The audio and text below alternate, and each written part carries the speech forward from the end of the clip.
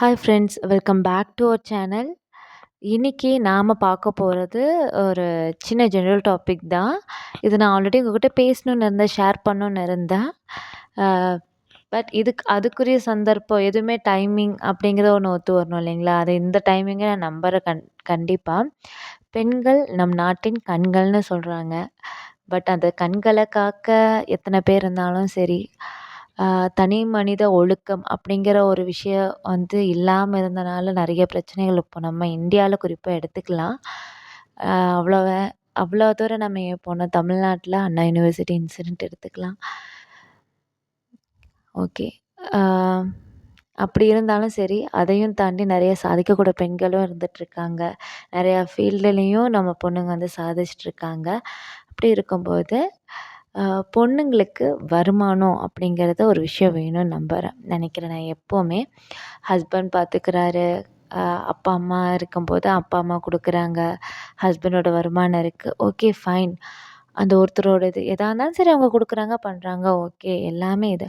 ஆனால் நம்மளுக்குன்னு ஒரு வருமானம், நம்ம ஒரு வேலைக்கு போகிறதாகட்டும், இல்லை சுயதொழில் பண்ணுறதாகட்டும், நம்மளுக்கு ஒரு வருமானம் அப்படிங்கிறது ஏற்படுத்திக்கிறது ரொம்பவே முக்கியம்னு நான் நம்புகிறேங்க.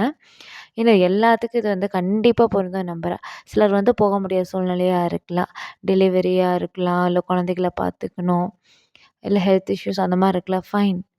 ஆனால் அந்த மாதிரி இருக்கவங்களுக்கும் சரி, சேவிங்ஸ் அவங்களுக்குரிய வருமானம் எப்படி வரும் அப்படிங்கிறதையே அவங்க கொடுக்குற வீட்டுக்காரரோட வருமானத்தில் என்ன இது பண்ணிகிட்ருக்காங்க, அதில் இந்த மாதிரி இருக்குது அப்படிங்கிறத நான் சேவிங்ஸில் கண்டிப்பாக அவங்க கூட சொல்கிறேன். வருமானங்கிறது ஒன்று, வேலைக்கு போகிறதாகட்டும், இல்லை சுயதொழில் பண்ணுறதா இருக்கட்டும், ஏதோ ஒன்று கண்டிப்பாக பெண்களுக்கு வருமானங்கிறது ஒன்று நம்ம ஏற்படுத்திக்கணும். அப்படி ஏற்படுத்தும்போது தான் நம்மளுக்குன்னு ஒரு தன்னம்பிக்கை ஏற்படும். செல்ஃப் கான்ஃபிடென்ட்டுங்கிறது கண்டிப்பாக அந்த இடத்துல வரும். நீங்கள் யோசிச்சு பாருங்கள். ஏதோ ஒரு இதுனா டக்குன்னு ஒரு இன்சிடென்ட், இப்போ நம்ம போகிறோம், ஏதாச்சும் ஒரு பொருள் பிடிச்சிருக்கா, இல்லை நம்ம குழந்தைய கூப்பிட்டு நம்ம தனியாக போகிறோம், பர்ஸ் எடுத்துகிட்டு போகாமல் மறந்துட்டு போகிற ஒரு சுச்சுவேஷன் வருது அப்படிங்கும்போது, பை சான்ஸ் நம்ம பொண்ணோ பையனோ கை காட்டி அம்மா இது வேணும் அப்படிங்கும்போது, அந்த இடத்துல நம்ம லேக் ஆகாமல் நம்ம அட்லீஸ்ட் நம்மளோட இன்கம் அதில் இருக்கும்போது ஃபோனில் இருக்கா, ஓகே இது எடுத்துக்க, இல்லை பர்ஸில் இருக்க எடுத்து நம்ம தாராளமாக செலவு பண்ணலாம் இல்லைங்களா? அந்த இடத்துல நம்மளுக்கு ஒரு செல்ஃப் கான்ஃபிடென்ட் வரும், செல்ஃப் ரெஸ்பெக்ட் கண்டிப்பாக வந்துடும். நீங்களே பாருங்கள், ஒரு வருமானம்னு ஒன்று வரும்போது செல்ஃப் கான்ஃபிடென்ட்டும் வரும், செல்ஃப் ரெஸ்பெக்ட் அப்படிங்கிறது உங்களோடது இழக்காமல் எந்த இடத்துலையும் நீங்கள் இருந்துக்கலாம். எப்போவுமே ஃபஸ்ட்டு நம்மளை நாமளே மதிச்சுப்போம். நம்ம இவ்வளோ தான், நம்ம இப்படி தான் அப்படிங்கிற அந்த நெகட்டிவ் தாட்ஸ் எல்லாம் தூக்கி தூரமாக போட்டுருங்க. ஃபஸ்ட்டு மற்றவங்க நம்மளை மதிக்கணும்னு நினைக்கிறதுக்கு முன்னாடி நம்மளை மதிக்கணும். ஓகே, நம்மளுக்குன்னு சில டைம் ஒதுக்கணும். நம்மளுக்கு நாமளே ஒதுக்கலைங்கும்போது வேறு யார், மற்றவங்க ஒதுக்கலையே, நம்மளுக்காக டைம் ஸ்பெண்ட் பண்ணலையே, மற்றவங்க நம்மளை மதிக்கலையே அப்படிங்கிறத யோசிக்கிறத கண்டிப்பாக விட்டுறணும். நம்மளை ஃபஸ்ட்டு நம்மளே செல்ஃப் ரெஸ்பெக்ட் பண்ணிக்கணும். நம்மளே மதித்தா தான் மற்றவங்களையும் மதிக்கிற அளவுக்கு நம்மளால் பண்ண முடியும். நம்மளோட தகுதியை உயர்த்திக்க முடியும். சேவிங்ஸ், இது வருமானம் இப்போ கணவரோடது தான் வந்துட்டுருக்கு, அவரோடது இப்போ நான் வீட்டோடு இருக்கேன், நான் இது பண்ணேன்னா ஓகே ஃபைன். அவங்களுக்கு கொடுக்கக்கூடிய மளிகை சாமானம் வாங்குறதுக்காகட்டும், காய்கறி வாங்கட்டும், அதெல்லாம் கொடுப்பாரு இல்லைங்களா? அதை எப்படி சிக்கனமாக இது பண்ணுறது, அதுவும் உங்களுக்கு தனியாக ஒரு வீடியோ போடுறேன். அதில் பார்க்கும்போது அந்த இதுலேயும் கூட நீங்கள் இது பண்ணுறனால உண்டியல் சேவிங் அந்த மாதிரி சின்ன சின்ன சில்லற ரூ. 1 2 கிடைச்சா கூட உண்டியலில் போட்டு சேவ் பண்ணுறது, ₹5 ₹10 பேலன்ஸ் இருக்கா, அது கொண்டு நீங்கள் போடுறது சேவிங்ஸ் தான் இல்லைங்களா? சேவிங்ஸ்னால் 100 500 1000 அந்த மாதிரின்னு இல்லை. நம்ம கையில் கிடைக்கக்கூட ₹5 ₹10 ₹2 பேலன்ஸ் சேஞ்ச் வருது, அது முதற்கொண்டு சேவ் பண்ணுறது சேவிங்ஸ் தான். இதே ஒர்க் போகிறவங்க அப்படின்னா இருந்தாலும் நிறைய கமிட்மெண்ட்ஸ் இருக்கும், எல்லாமே இல்லை, நான் கண்டிப்பாக சொல்கிறேன். நானும் ஒர்க்கிங் உமன் தான், கமிட்மெண்ட்ஸ் கண்டிப்பாக இருக்கும்.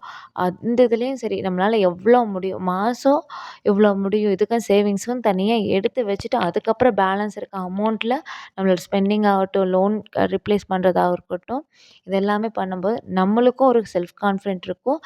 அந்த சேவிங்ஸ் சின்னதாக இருந்தாலும் அதோட பிரதிபலன் பெருசாக இருக்கும். சொல்லுவாங்க இல்லைங்களா, சிறுதுளி பெருவெள்ளம்.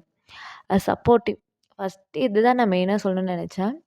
அதாவது ஒரு சர்வே எடுக்கும்போது ஆண்கள் பெண்கள் வேலைக்கு போயிட்டுருக்காங்க, அதாவது ஆண்கள் மட்டும் அந்த வீட்டில் போயிட்டுருக்காங்க, வேலைக்கு போயிட்டுருக்காங்கன்னா, அவங்க அந்த ஆணோட்ட போய் கேட்கும்போது அவங்க சொல்லக்கூடிய ஒரு வார்த்தை, என்னோடது ஒரு வருமானம் தான் இருக்குது, நான் இல்லைன்னா என் ஃபேமிலியோட வருமானமே இல்ல. அப்படின்னு சொல்லிட்டு பயந்து அவங்களுக்கு பிடிக்காத வேலைய, அவங்களுக்கு செட் ஆகாத வேலைய, இல்ல அவங்க படிச்ச அந்த கெரியர் அவங்க நெனச்ச கெரியர்ல இல்லாம வேற ஒரு கெரியர்ல சூஸ் பண்ணி ஃபேமிலிக்காகன்னு சொல்லிட்டு போகக்கூடிய ஆண்கள் தான் அதிகமா இருக்காங்களாமா. அதுவே ஆண்கள், பெண்கள் 2 பேருமே ஹஸ்பண்ட், ஒய்ஃப் 2 பேருமே வேலைக்கு போற இடத்துல வீட்ல பார்த்தீங்கன்னா, ஹஸ்பண்ட்க்கு அதில ஆல்மோஸ்ட் ஒரு 80% ஆஃப் பர்டனிங் வந்து கம்மியாகுது அப்படிங்கிற ஒரு சர்வேல தெரிய வந்திருக்கு. பிகாஸ் இப்போ என்னோடது இந்த மாதம் இப்போ எனக்கு வேலையே போகணும், இப்போ நான் கெரியர் சேஞ்ச் பண்ணணும், இல்ல நான் ஓன் பிஸ்னஸ் ஸ்டார்ட் பண்ணணும் அப்படின்னு நினைக்கக்கூடிய ஹஸ்பண்ட்ஸ் இருக்கும்போது, சரி இந்த 1 மாதம் நம்ம ட்ரை பண்ணுறோம், நம்ம ஸ்டார்ட் பண்ணுறோம், 2, 3 மாதம் ஆகும் பிக்கப் ஆகும்போது, அந்த டைமில வருமானத்துக்கு என்ன பண்ணுறது? வீட்ட எப்படி ஓட்டுவாங்க? வீட்டு செலவ எப்படி பார்த்துக்குவாங்க? அப்படிங்கிற பயம். ஏன்னா ஒய்ஃபோட வருமானம் வருது இல்லைங்களா? அந்த இடத்துல ஒய்ஃப் சப்போர்ட்டிவா இருக்காங்க. ஸோ அந்த இடத்துல அவங்க சுயதொழிலும் பண்ணுவாங்க ஆண்கள். பயப்படாம ஓன் பிஸ்னஸ் தாராளமா அவங்க ஹஸ்பண்ட் வந்து செஞ்சு, ஒய்ஃபோட சப்போர்ட்டிவ் அவங்களோட டபுள் இன்கமும் ஆச்சு. சொந்த கால்லே நிக்கிறாங்க. 2 பேத்தோட செல்ஃப் கான்ஃபிடென்ட்டும் இருக்கு. அந்த இடத்துல குழந்தைகளும் நல்லபடியான சூழ்நிலை வளர்றாங்க. அப்படிங்கிற ஒரு சர்வே தெரிய வந்திருக்கு. ஸோ நம்ம நம்மளோட self confidence, self respect improve ஆகும்போது கம்ப்ளீட்டா நீங்க யோசிச்சு பாருங்களேன். அதாவது உங்களோட ஹஸ்பண்டுக்கு அந்த வருமானமும் அவருக்கு டபுள். அவரோட வருமானம் ஒண்ணு, நம்மளோட வருமானம் ஒண்ணு. Double income. நம்மளோட லோன்ஸும் ரிப்ளேஸ் பண்ணிக்கலாம், சேவிங்ஸும் இருக்கும். குழந்தைகளோடையும் நாம டைம் மெயினா ஸ்பெண்ட் பண்ணணும். அதுக்காக வேலைக்கு போகணும், இது பண்ணுறது, சேவிங்ஸு, லோன் டெபிட் பண்ணணும் அப்படின்னு சொல்லிட்டு குழந்தைகள நம்ம கவனிக்காம இருக்கக்கூடாது. அது ஒரு மெயின் பாயிண்ட்டு இருக்கு. அட்லீஸ்ட் வீட்ல இருந்தே இப்போலாம் நிறைய ஒர்க் ஃப்ரம் ஹோம்ஸு ஜென்யூனா நிறைய இருக்கு.